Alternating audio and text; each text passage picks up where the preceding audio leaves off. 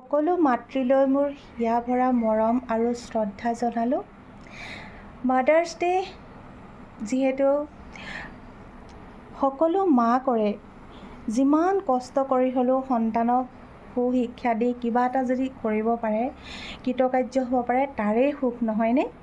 তো যিমানেই যি নহওক, ডাঙৰ হৈ কি কৰে নাজানো, কিন্তু আজি সন্তানৰ সফলতাই মোৰ সফলতা বুলি ক'ব পাৰি। তো আগলৈ কি হয় নাজানো, দোৱা কৰিব, আশীৰ্বাদ কৰিব।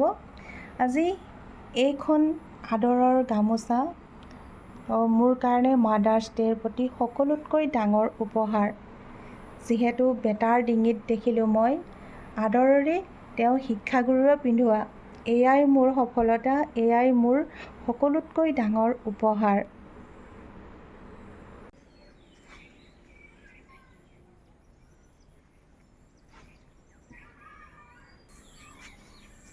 এইজোপা ফুল ফুলিলে চাওক, পিছফালৰ তগৰ ফুলজোপা ভৰি ভৰি ফুলিলে চাওক। ৰাতি হ'লে লাইটৰ পোহৰ জিলিকি থাকে একেবাৰে। অলপ অলপ দেখাম, বৰিং নহ'ব হা।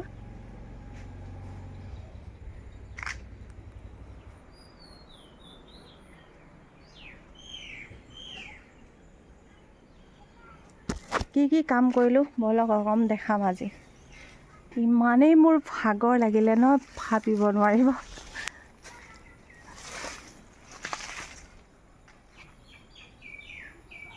এতিয়া চাওক, এইবিলাক হ'ল দহি কচু। বহুতেই আছিলে এইটো খায়নে নাই, বহুত মস্ত কিন্তু চাওক কিমান ডাঙৰ। উঘালি থৈছোঁ, এইবিলাক চাফা কৰিলোঁ আজি।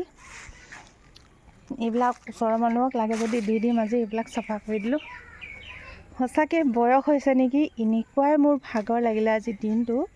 নেমুবিলাক গছখিনি মানে গোটেইখন মেকানি লতা আৰু এইবিলাক ফুটুচ বুলি কয় নে কি কয় জানো, বৰ ধুনীয়া ধুনীয়া ফুল ফুলে যে চব কাঁইট কাঁইট গছবিলাকে একদম আৱৰি আছিলে।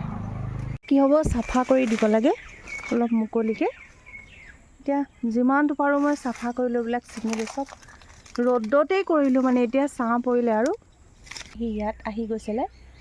তো কমপ্লিটলি আজি মুকলি কৰি পেলালোঁ টেঙাজোপা। ঘৰত কাজি নেমুখিনি গৰম দিনত থাকিলে নহয়, চাবচোন মনটো বহুতেই ভাল লাগে হয়নে? গোটেইখন হালত বেয়া হৈ আছিলে, চাফা কৰি কৰি নতুনকৈ লগাম ভাবিছোঁ। আকৌ এইবিলাক জাবৰ দেই, 2-3 দিন একে নিচিনা উঘালি উঘালি পেলালোঁ। এইখিনি পূৰা ক্লিন কৰিলোঁ। ইয়াত নতুনকৈ মই এইবোৰ গুটি দি থৈছোঁ, সেইকাৰণে ঢাকি থৈছোঁ, য'ত নহ'লে কুকুৰাই খুচৰি পেলায়। সেইফালেও মই সেইকাৰণে ঢাকি থৈছোঁ গুটি দি দি। সেইফালে কলমদানি গছখিনি লাগিলে দেখাম বাৰু হা, কেনেকুৱা হয়। দেখাসকলে দেখিছে আৰু।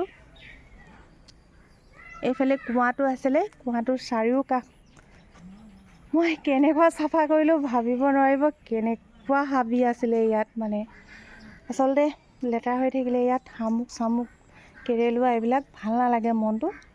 কুঁৱাটো ঢাকি থৈছোঁ, ইয়াৰ পৰা পাইপ লাইনটো গৈছে একদম তালৈকে। ইয়াৰে পানীও খোৱা হয়, সেইটো কাৰণে এইখিনি অকণ ভালকৈ ইয়াত অলপ জ্বলালোঁ। এইফালে উঘালি উঘালি এইখিনি অলপ পচিলে, ভাতকেৰেলাখিনি কেয়াৰ লোৱা হ'ল।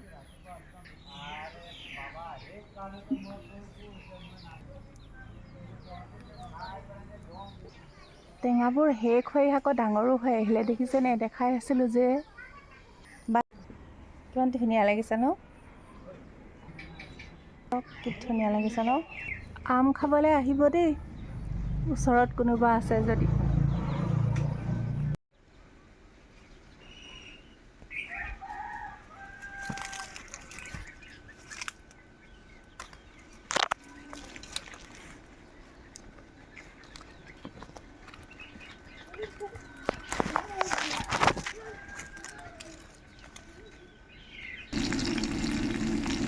কৰি কৰি ইমানেই ভাগৰ লাগিছে, বাৰীত কথা ক'ব মন যোৱা নাই। এটা পুৰা পিঁয়াজ দিলোঁ,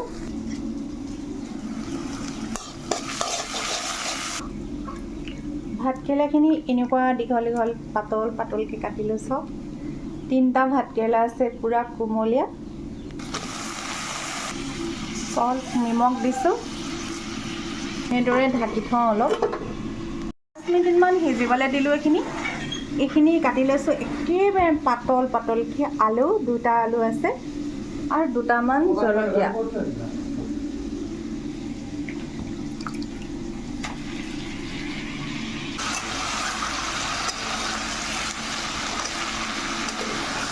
ইয়াত মছলা একেবাৰে ইউজ নকৰোঁ অলপমান এনেকুৱা ৰঙচুৱাকৈ ভাজিছোঁ দেখিছেনে পানী নাই দিয়া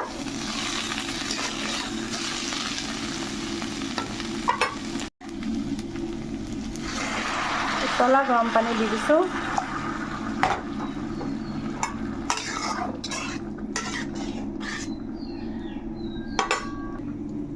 নমাবৰ সময়ত একেবাৰে নগা ধনিয়া দি দিম মান ধনিয়া মাছখিনি ফ্ৰাই কৰি থৈছিলোঁ ঢালি দিলোঁ এতিয়া হৈ গ'ল আৰু মোৰ তৰকাৰী অকণমান পানী জুলীয়াভাৱে ৰাখিম দাইল নাই বনোৱা এনেদৰে খাম আজি কেনেকুৱা পালে ক'ব হা